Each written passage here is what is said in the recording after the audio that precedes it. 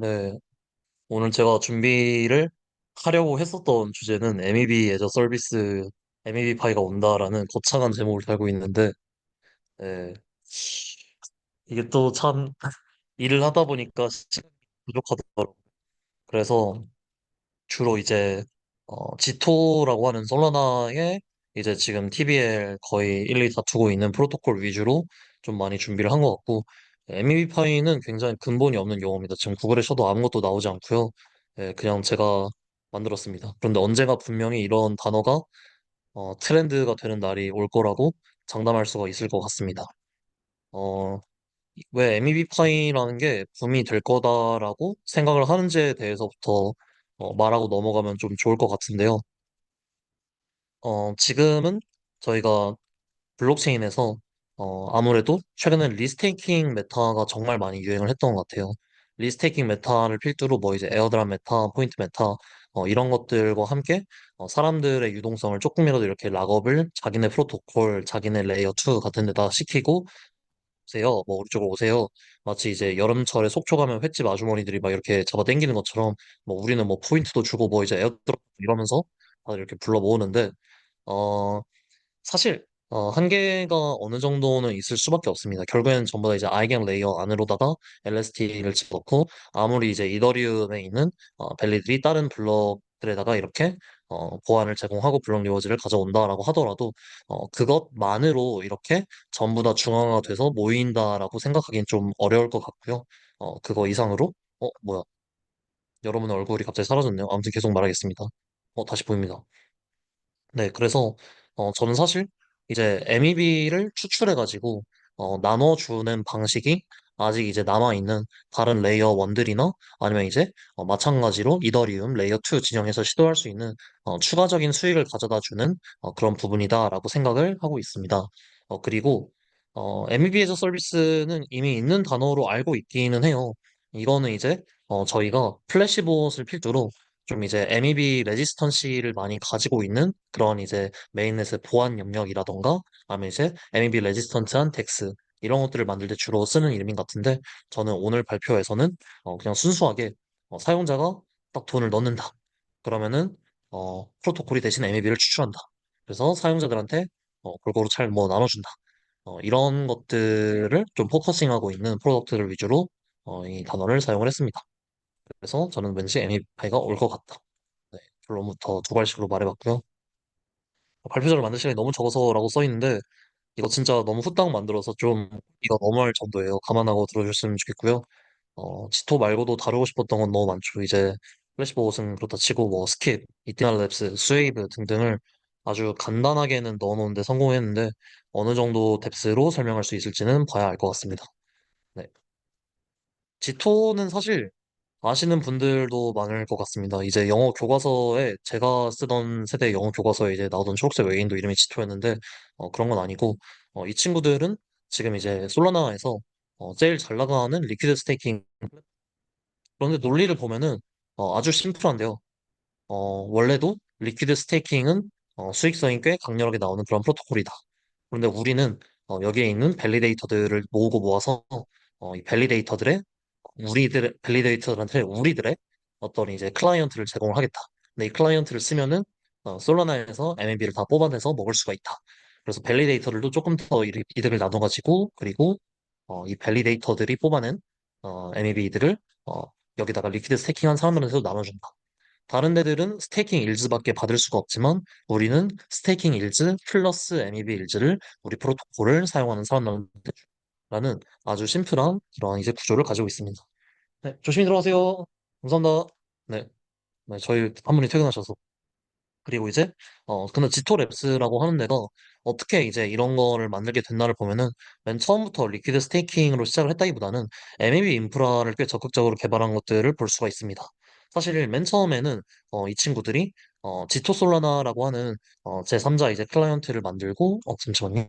제3자 검증 클라이언트를 만들고 그리고 이제 이런 것들을 널리 보급을 해서 이거를 쓰면은 너네들이 MEB를 추출할 수 있고 솔라나 전체에서 뭐 이제 봇들이 지나치게 많이 네트워크에 부하를 되는 그런 현상을 방지할 수 있어라고 했는데 이런 것들을 하다 보니까 자연스럽게 그러면은 너네 밸리데이터들한테 이렇게 스테이킹을 하는 애들이 수익을 조금 더 나눠 가질 수 있는 그러한 것도 하면 어떨까라는 식으로 처음엔 인프라에서 나중엔 디파이까지 이렇게 발전을 하게 된 것 같습니다. 굉장히 성장 수치가 좋은데요. 2023년 12월에 이제 포퓰러스가 쓴 리포트에서 가지고 왔는데 지금 이제 5억 달러 이상이 작년 12월 기준으로 예치가 되어 있었고 그리고 클라이언트 검증인 점유율은 46%로 증가를 했는데 지금 50%가 넘어간다라는 얘기가 있더라고요. 네. 솔라나에서 거래의 어떤 수명주기, 트랜잭션 사이클에 대해서 원래는 좀 심도 있게 다루려고 했는데 이거는 아예 안 다루는 게 더 나을 수도 있겠다라는 결론에 도달을 했습니다. 왜냐면은, 디파이가 쓰이는 구조에 대해서 좀 더 논하고 싶었어서요. 그래서 그거는 나중에 다뤄보기로 하고, 일단은, 솔라나 같은 경우에는 트랜잭션이 그냥 이제 선착순으로 이렇게 쌓이기 때문에 사실상 MEV라는 걸 구현하기 굉장히 어려운데, 어, 이제 저희가 지토 솔라나 클라이언트를 쓰게 되면은 네, 여기에 이제 왜 어려운지가 써 있네요. 뭐 이제 플래시포카 유사한 경우의 메커니즘을 도입할 건데, 원래는 이제 전송제의 멤플이 부족하다. 트랜잭션이 네트워크 리더에 직접 전송되고 바로 파이퍼로 빠지고 그리고 뭐 여러 가지 얘기가 나와 있습니다만 어쨌든 선착순으로 들어간다. 그런데 거기에다가 200밀리초마다 옥션을 수행하는 식으로 의사 메모리 풀을 생성해서 그냥 유사 mem풀을 만들어요. 그리고 거기다가 트랜잭션 때마다 하나 이렇게 경매를 붙여요. 그리고 서처들이 이제 얘네들을 이제 가져가서 이제 어떤 번들, 수익성이 있는 트랜잭션 번들을 만들고 이런 것들을 이제 빌더한테 넘길 수가 있게 됩니다. 잠깐 MEB라고 자체가 뭔지에 대해서 한번 짚고 넘어가고 싶기는 해요. 제가 지금 이제 이 발표자를 저도 약간 소화 못한 내용이 있겠지만 제가 하는 MEB는 사실 이런 거거든요. 어, 블록 블록 공간이 있고 그다음에 그 공간 안에 적을 수 있는 트랜잭션이 있습니다. 이 두 개가 합쳐지면은 굉장한 이득이 나옵니다. 한 사람이 블럭도 만들고 그다음에 이렇게 트랜잭션 번들도 이렇게 구하게 되면은 지나치게 이제 독점 여러 가지 MEB를 독점하는 게 있을 수도 있고 그리고 아무래도 이제 굉장히 팩을 필요로 하는 경우도 있을 거고 그래서 이제 트랜잭션 mem풀에서 이 트랜잭션들을 건져서 적절한 순서로 배열해 수익을 쏙쏙 빼먹을 수 있는 이런 것들을 만드는 이제 뭐 다양한 이름으로 불리죠. 뭐 프로포저라고 하는 데도 있는 것 같고 뭐 서처라고 하는 데도 있는 것 같고 일단 서처로 통칭을 하도록 하겠습니다. 그리고 얘네들이 프라이빗 mem풀을 통해서 번들을 보내면은 그 번들에 달려있는 팁이나 비드를 보고 여기에서 좀 괜찮아 보이는 골라서 자기네 풀스페이스 안에 주는 그런 이제 빌더들이 있고 그리고 이제 이것들은 이제 서로 의존도를 줄이면서 이더리움은 PBS라는 구조를 준비하고 있고 또 MEV라고 하는 걸 플랫폼은 지금 제공을 하고 있습니다. PBS랑 MEV 부스트는 거의 구조가 같고요. MEV 부스트가 미들웨어를 거치죠. 네트워크 자체에 내장되어 있다는 것 정도가 다릅니다. 그래서 아, 아, 너무 쉬운 수준인 분도 계실 거고 좀 어렵게 느껴지는 분도 계실 건데 저는 약간 항상 이제 블록 스페이스를 판다.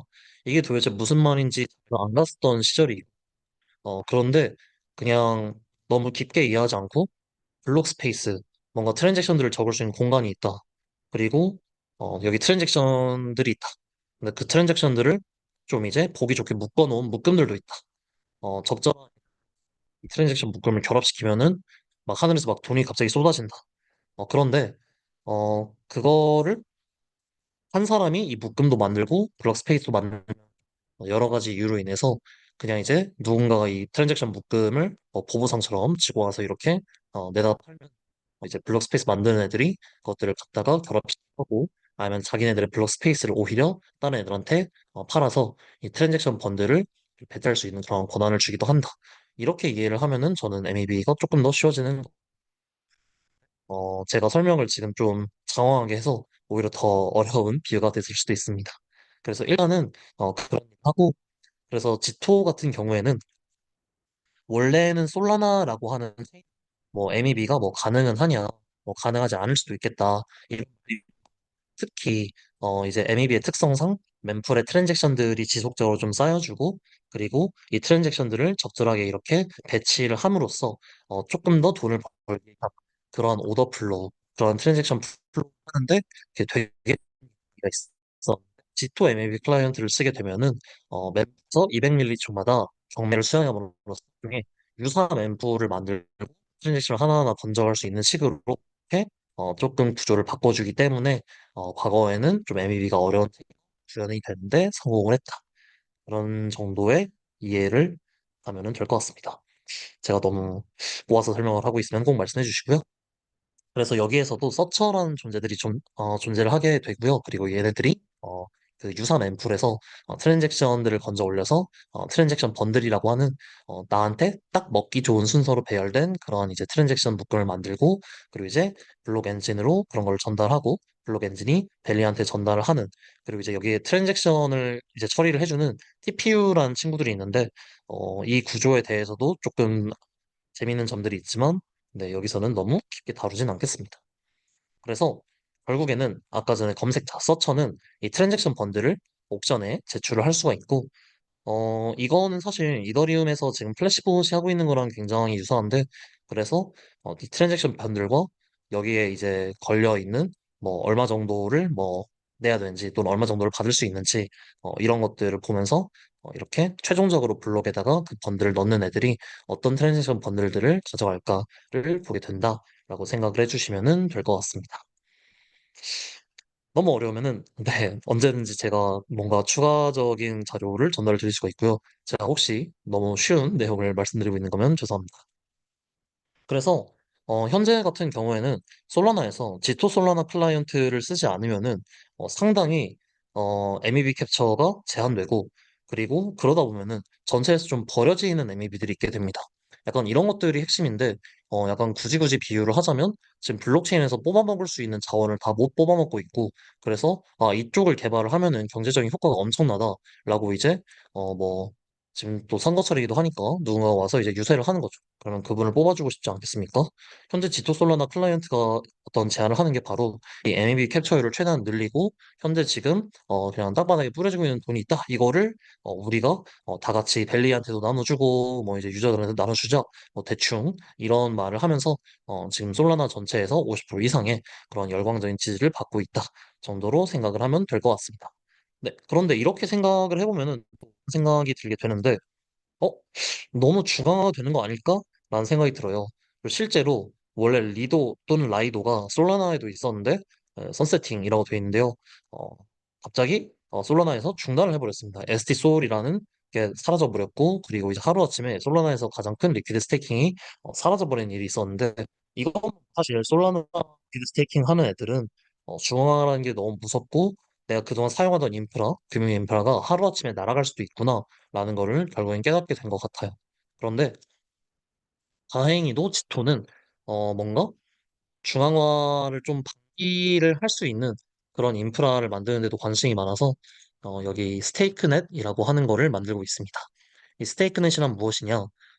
저희가 이 네트워크에 여러 밸리데이터들이 있고, 이 밸리데이터들이 전부 다 내가 얼마나 오랫동안 밸리를 잘 운영을 했고, 내가 얼마나 뭐 슬래싱을 당했고, 내가 얼마나 많은 어떤 블럭을 만들었고, 이런 데이터들이 전부 다 온체인에 기록이 되어서 그 온체인 기록에 따라서 떤 밸리엔테로 이렇게 그 스테이킹 물량이 가고 LST, 즉 리퀴드 스테이킹 토큰을 발행하게 될지를 온체인에서 자동으로 결정을 해주는 그런 네트워크입니다. 즉 임의로 한쪽의 밸리한테만 너무 많은 스테이킹이 집중되지 않게끔 할 수도 있고, 그리고 이제 전체적인 과정을 좀 더 투명하게 온체인으로 처리를 함으로써 뭐 이제 특정 밸리만 너무 잘 나간다거나 이런 것들이 뭐 생길 수도 있지만, 대신에 그런 것들이 뭔가 중앙화된 구조로 인해서 생기는 건 아니라는 것 등등을 이렇게 확, 확답, 확신할 수 있게 됩니다. 그래서 그런 것들도 만들고 있고요. 네, 그래서 이제 그게 구성 요소가 검증인 내역 프로그램과 스튜어드 프로그램인데 이것도 솔직히 너무 자세히 다루지는 않아도 될 것 같습니다. 그래서 이런 것들을 준비를 하고 있는 지토는 사실 초반에는 이제 지토 솔라나의 MLB 리워드가 그렇게 크지가 않았는데 보시면 갑자기 2020년 3년 11월부터 미친 듯이 치솟는 그러한 모습을 보입니다. 이거는 그냥 제가 하고 있는 어떤 생각인데 다른 데에서 제가 주로 아비트리징에 대해서 조금씩 이렇게 짧은 스피치를 할 기회가 있는데, 마켓 메이커들이 많아지면은, 일반적으로 아비트리징이 가능한 가격 갭이 좀 더 잘 발생하는 그런 특성들을 여러 곳에서 볼 수 있습니다. 가령 김치 프리미엄이라고 저희가 불리는 것 같은 경우, 안녕하세요. 근데 저 지금 발표하고 있어서, 네네. 이 발표 끝나고, 네네네. 감사합니다. 네, 자꾸, 네, 뭔가가 생기는데, 네, 아무튼, 네. 그래서, 어, 김치 프리미엄 같은 경우에도 우리나라에서 마켓 메이커들이 많이 활동을 하게 되면은 더 이렇게 높아진다던가, 특정한 곳에서 다른 곳과 가격 갭이 생기게 될 때는, 그쪽에서 누군가 마켓 메이킹을 하고 있거나, 거래가 많이 일어나고 있다라는 것, 그런 것들을 좀 볼 수가 있는데요. 여기서 갑작스럽게 MAB 리워드가 많이 늘어나고 있는 부분은, 저희가 지토 솔라나, 클라이언트가 더 많이 보급됐다라는 걸로도 볼 수가 있겠지만, 아마도 이쪽 MEB 기회가 많아지고 더 많은 봇들이 이렇게 들어오고 솔라나가 약간 뭐 이제 어떤 부활의 심장 부동을 알리던 시기 얼마나 많은 봇들이 뭐 얼마나 많은 솔라나 디파이들과 상호작용을 했는가 어, 온체인 마켓 메이킹을 했는가 이런 것들을 보여주는 지표도 된다고 생각을 합니다. 그리고 그런 것과 더불어서 이러한 이제 봇들이나 온체인 마켓 메이커들의 어 걔네들도 이제 차익을 얻는 거래들을 할 거고 그 차익에서 약간 세금을 떼서 이제 백성들한테 나눠주자라고 하는 그러한 이제 메타가 또 이제 지토에 숨어 있습니다. 지토의 리퀴드 스테이킹 토큰은 지토솔이라고 불립니다. 근데 이 지토솔은 아까 전에도 말씀드렸듯이 일반적인 뭐 ST솔 이런 리퀴드 스테이킹 토큰이 스테이킹 일즈만 준다라고 했으면은 이 친구들은 아까 전에 말씀드린 대로 MEB 일즈 즉 MEB 리워즈를 함께 준다. 지토솔의 일드는 스테이킹 플러스 MEB다.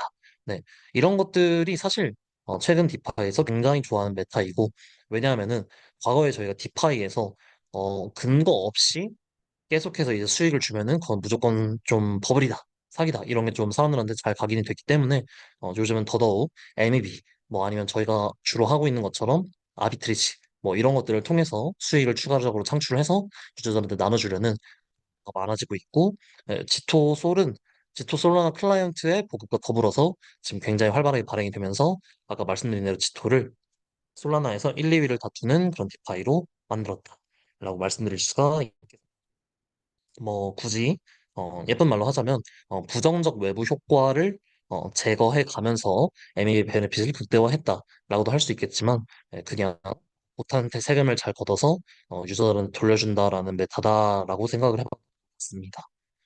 이런 것들도 사실 알아두면 되게 좋은데요. MEB가 왜 이더리움보다 솔라나에서 어렵고 달러당 조금 더 적은 수익이 발생하는지. 다만 이것도 너무 자세히 설명을 하면은 어려우실 것 같아서 넘어가도록 하겠습니다. 다만 제가 다만이라고 하네요.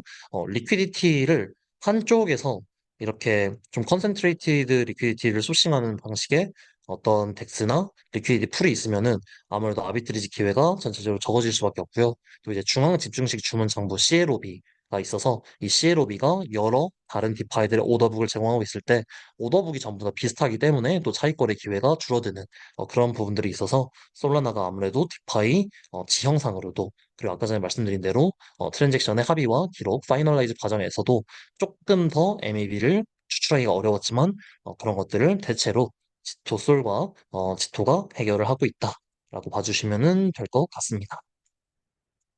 네. 그래서 여기까지 뭐 이제 스테이크넷, 뭐 지토솔, 지토 이런 걸 다 봤는데 이런 걸 통해서 사실 제가 다루고 싶었던 주제는 뭐냐? 이제 너무 간단. MEB는 아직도 뽑아먹는 많은 내러티브다입니다. 네, 아까 전에 말씀드렸듯이 지금해가 되고 있는 리스팅이라고 하는 메타는 어, 결국에는 밸리데이터가 짱이다 라는 그런 메타예요. 라고 전 생각을 합니다. 그래서 이제 좀 크게 보면은 네, 두 가지 정도로 이제 이 메타가 나눠지게 되는데 한쪽은 이제 이 밸리데이터를 여러 애들한테 잘 분산을 시키고 나눠서 이렇게 DBS나 ABS 같은 기술들이라고 생각을 하고요. 그리고 또 한쪽은 이제 밸리데이터들이 만들어낼 수 있는 수익을 조금 더 극대화를 하거나 이 리스테이킹 프로토콜들이 가지고 있는 어떤 좀 근본적인 한계 예를 들어서 벨리가 잘못해서 슬래싱을 당하면 어쩌냐라던가 이런 것들을 극복하는 그런 방면으로 가고 있다고 생각을 하는데 MEB는 사실 결국엔 블럭을 만들고 블럭 안에 들어갈 트랜잭션의 순서를 정하는 애들이 뽑아먹을 수 있는 어떤 가치이기 때문에 이런 것들은 사실 스테이킹이나 리스테이킹이랑 궁합이 너무 좋습니다. 나중에는 이런 것도 생각을 해볼 수가 있겠는데요. 현재는 지토가 솔라나를 스테이킹한 사람들한테 지토솔이라는 리퀴드 스테이킹 토큰을 주고 이 지토솔은 솔라나 MEB에서 나오는 리워즈를 나눠 가질 수 있는 것처럼 마치 뭐 아이겐 레이어 같은 어떤 리스테이킹 프로토콜이 있는데 얘네들은 또 이제 다른 블록들 다른 체인들에 또 이렇게 시큐리티를 제공하면서 그쪽의 MEB도 다 이렇게 긁어 모아서 이렇게 자기들이 가지고 와서 자기네 안에다가 예치한 사람들한테 나눠주는 그러니까 이런 스테이킹과 리스테이킹 메타에 가볍게 한정 살짝 얹을 수 있는 그러한 게 MEB 메타가 아닌가라고 좀 생각이 들었습니다. 그래서 이런 MEFI가 모닝 레고가 멀지 않지 않았을까라고 저는 생각을 하고요. 뭔가 굉장히 빨리 말을 한 것 같아요. 오늘 말의 속도가 굉장히 빨랐던 것 같은데 덕분에 다른 프로토콜들에 대해서도 조금씩 설명을 있지 않을까 싶습니다.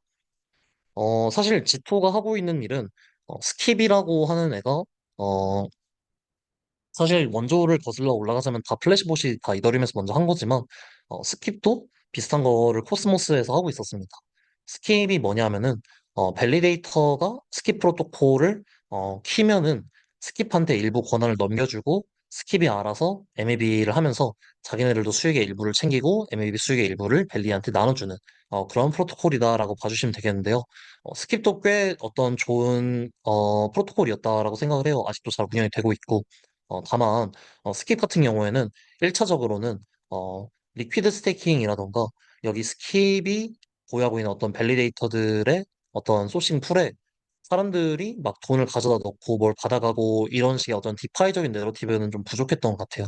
그래서 아무래도 지토솔만큼의 어떤 그런 파급력을 가져가지 못했던 것 같고, 그리고 사실 또 스킵 프로토콜 같은 경우에는, 코스모스 생태계에 했었다라는 어떤, 뭐랄까, 네, 근원적인 한계도 있었다고 생각합니다.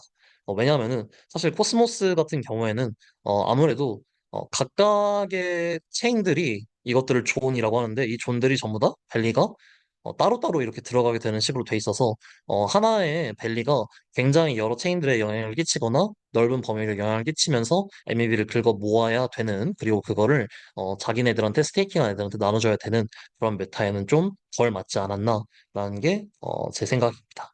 그래서 그런 스킵 프로토콜 이런 친구가 있었고 그리고 이제 이건 MVP 부스트인데 이것까지 설명하면 너무 복잡해질 것 같지만 아까 전에 말씀드렸던 대로 어, MVP란 뭐냐? 블럭 스페이스가 있고 그 블럭 스페이스 위에다가 뭐 마술처럼 트랜잭션 번들이라는 걸 결합을 하면은 하늘에서 돈이 쏟아진다. 근데 그런 것들에 대해서 이제 지금은 서처라는 애들이 번들 만들고 빌더라는 애들한테 줘서 빌더가 원래는 블럭을 만들어서 이제 붙이는 것까지 했었는데 그걸 좀 나누자. 빌더가 이제 블록을 만들고 그거에서 이제 비드라는 걸 달아가지고 이쪽으로도 넘기면은 거기서 이제 여러 블록 중에서 하나를 선택해서 이렇게 붙이는 거는 이제 릴레이, 에임 부스트라는 이제 릴레이어와 미들웨어 클라이언트가 담당을 하자. 그래서 결국엔 합의 클라이언트에 전달을 해가지고 여기다 붙이자. 뭐 이런 내용인데요. 이런 것들이 현재 돌아가고 있고 그리고 이제 PBS 이더리움이 더 스컬지였나? 아무튼 더 스컬지라는 업데이트 이후에 지향하는 구조도 프로포저 빌더 세퍼레이션이라고 해서 이거랑 굉장히 비슷하다라고 생각을 해주시면 근데 이게 또 뭐가 중요하냐 결국에는 서쳐도 뭐 이제 이득을 내고 뭐 이제 빌더도 이득을 내고 다 같이 이득을 조금씩 내는 그건데요. 이더리움이 말하는 그런 탈중앙화이죠. 근데 이런 데서도 언제든지 갑자기 이런 애들이 나타날 수가 있어요. 아, 우리가 서처를 다 대신해줄게. 그냥 우리한테 다 돈만 다 갖다 줘. 그럼 우리가 서칭을 열심히 해가지고 너네한테 이 서칭의 이득을 다 돌려줄게. 아니면 뭐 이제 우리가 뭐 빌더를 해가지고 우리한테 그냥 돈을 예치를 해. 이런 빌더 수익을 돌려줄게. 뭐 이런 식으로 사실 이 구조에서 각각의 서처, 빌더, 릴레이 이런 것들을 유저들이 자기 자신을 대입을 안 해서 그렇지 어차피 얘네들이 돈을 벌고 있는 플로우다라고 하면은 언제든지 얘네들에서 발생하는 이득을 유저들한테 추가로 얹어주는 방식으로도 이제 어떤 디파이가 형성이 될 수가 있다. 그래서 MEB는 그 자체가 지금 이미 머니 렉으로 쪼개져 있는 것이나 다름이 없다라고 생각을 합니다.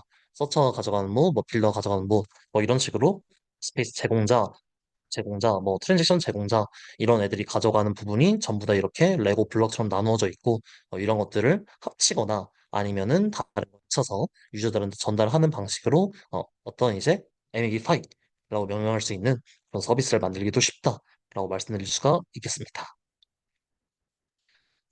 정도 안에 끝내는 게 목표였기 때문에 열심히 또 가면 그래서 최근엔 또 이제 이더파이 지금 이티나 랩스라고 하는 친구들이 나왔는데 이 친구들도 좀 비슷해요.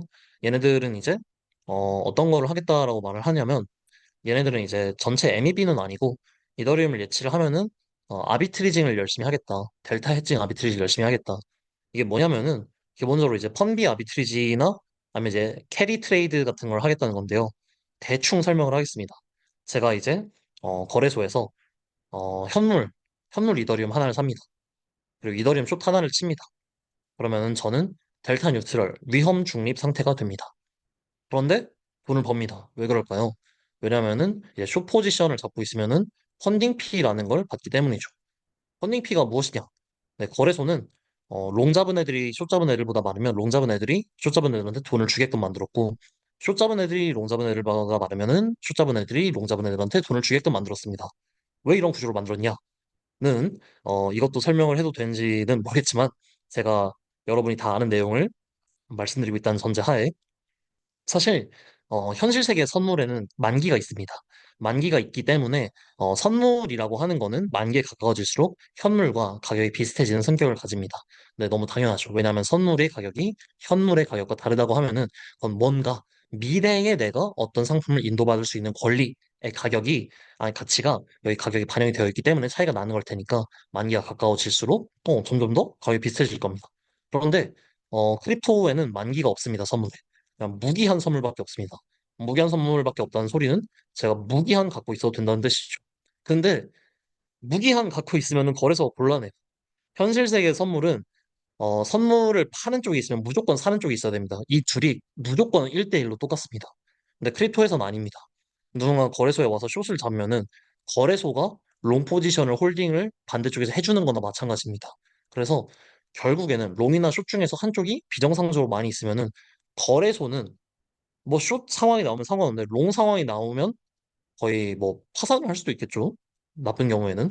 그래서 가급적이면 두 포지션의 사이즈를 비슷하게 하기 위해서 롱이 더 많으면 롱이 숏한테 돈 주고 숏이 더 많으면 숏이 롱한테 돈 주는 그런 펀딩피라는 시스템을 만들었습니다.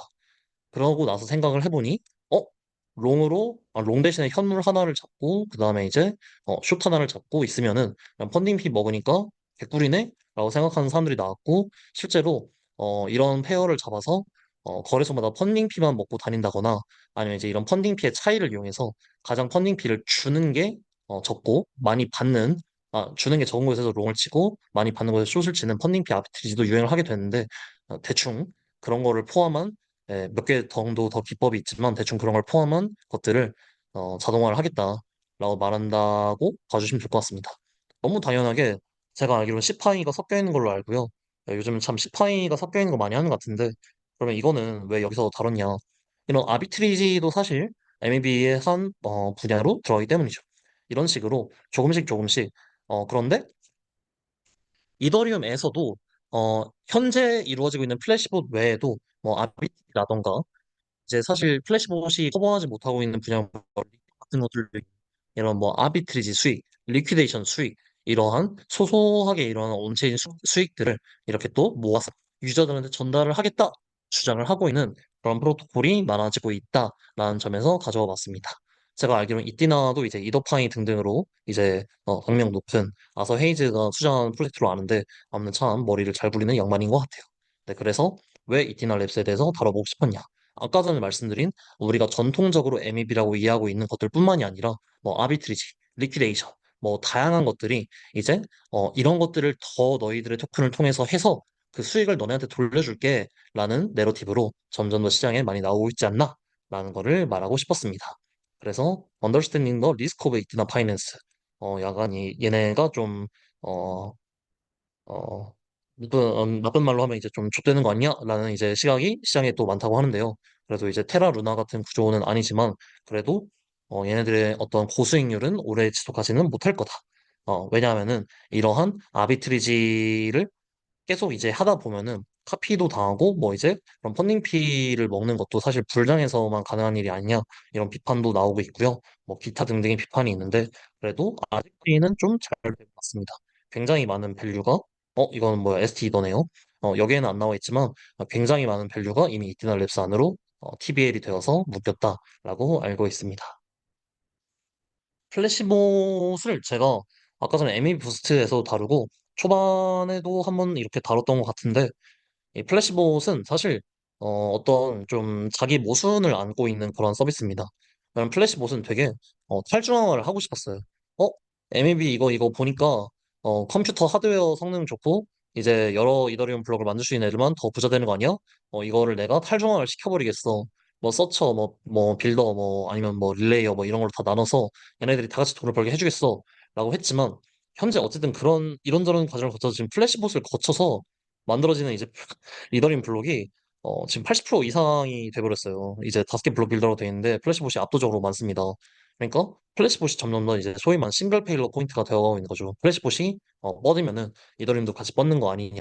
정말 큰일이죠. 그래서 이제 이런 것들에 대해서 플래시봇은 중앙화를 해결을 하려고 나왔는데 정작 중앙화에 더 기여를 하고 있는 게 아니냐라는 그런 비판들이 있었고 그리고 또 이제 크로스체인 거래 는 사실 아까 전에 리스테이킹 메타랑도 좀 비슷한 얘기인데 블록 빌더가 자기네 체인의 블록만 빌딩하는 게 아니라 다른 블록에도 이렇게 빌딩을 하게 되면은 걔네들 MEB까지 얘네가 싹 다 긁어올 텐데 이거 너무 좀 아니지 않냐 이거 하드웨어 스펙 좋은 애들이 그냥 다 먹어버리겠다는 거 아니야 돈 많은 애들이 다 먹어버리겠다는 거 아니냐라는 그러한 어떤 비판점들이 있었습니다.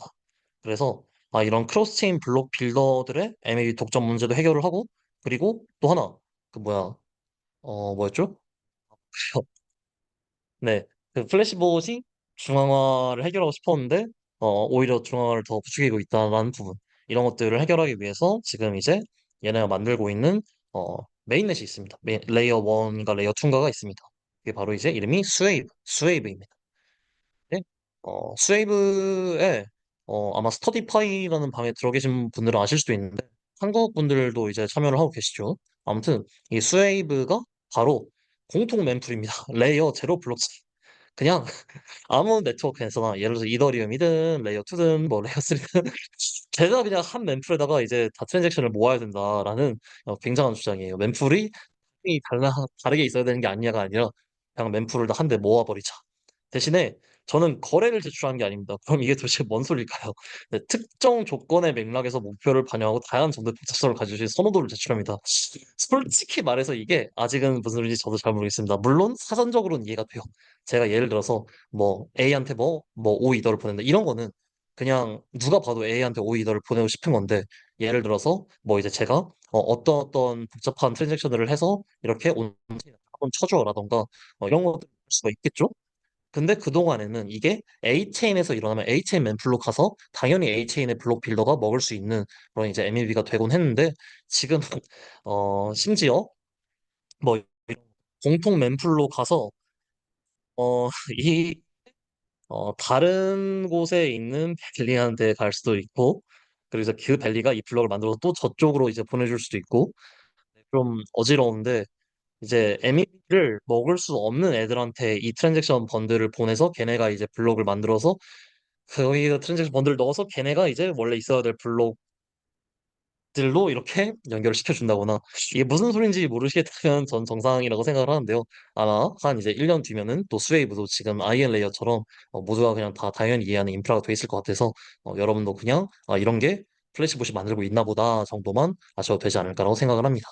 이거는 제가 알기로는 이미 테스트넷은 나왔었나? 아무튼 올해 4분기에도 뭐가 론칭이 된다고 하니까 여기 있네요. 2023년 4분기에 센타우리가 나왔고 센타우리가 약간 테넷 같은 거여서 지금은 이제 조금씩 이렇게 그 위에서 고치는 것들을 하고 있다라고 봐주시면 될 것 같습니다. 네, 그래서 이제 수압까지 봤으면은 수업에서 결국엔 하고 싶었던 말은 MEB가 생각보다 넓을 뿐만이 아니라 이런 크로스체인 환경에서의 MEB까지 머니 레고가 될 수 있다. 크로스체인 환경에서의 MEB까지 좀 사람들이 이렇게 그냥 독점하는 걸 방지하고 이렇게 다 같은 mem풀에다가 집어넣은 다음에 대신에 이 mem풀에서 또 많이 이렇게 처리를 할 수 있는 밸리는 또 이제 리워즈를 좀 더 가져갈 수 있겠죠. 뭐 이제 이런 식으로 분산을 시킬 수 있는 건 죄다 분산을 시켜버리고 그 안에서 분산된 주체 중에 하나에다가 유저들이 돈 조금이라도 예치할 수 있으면은 어 그래 우리 보상 나눠줄게 뭐 이런 식으로 굉장히 쉽게 이 MEB를 구성하는 머니 레고들 위에 디파이를 만드는 식으로 이렇게 새로운 MEB파이 같은 애들이 나오고 있고, 이런 애들은 기존에 지금 트렌드를 주도하고 있는 스테이킹 및 리스테이킹 프로토콜과도 굉장히 궁합이 좋다라는 점들을 말씀을 드리고 싶었습니다. 네, 그래서 이렇게 구글에 치면은 나오진 않는 근본 없는 단어인 MEB파이라는 단어를 만들어서 이렇게 발표를 해봤고요. 작은 홍보, 네, 이런 것들을 파면서 네, 저희도 비슷한 것들을 하고, 이거는 이제 톤에 만들어서 이름이 넥스토리인데, 저희는 톤 말고도 이제 몇몇 체인들에다가 리스테이킹 프로토콜을 만들고 있습니다. 근데 톤은 EVM 호환이 아닙니다. 즉 리스테이킹 프로토콜의 전통 메타를 못 씁니다. 리스테이킹 프로토콜의 전통 메타는 무엇이냐? 일단 제가 토큰을 넣습니다. 리퀴드 스테이킹 토큰이 나옵니다. 리퀴드 스테이킹 토큰을 넣습니다. 그럼 리퀴드 리스테이킹 토큰이 나옵니다.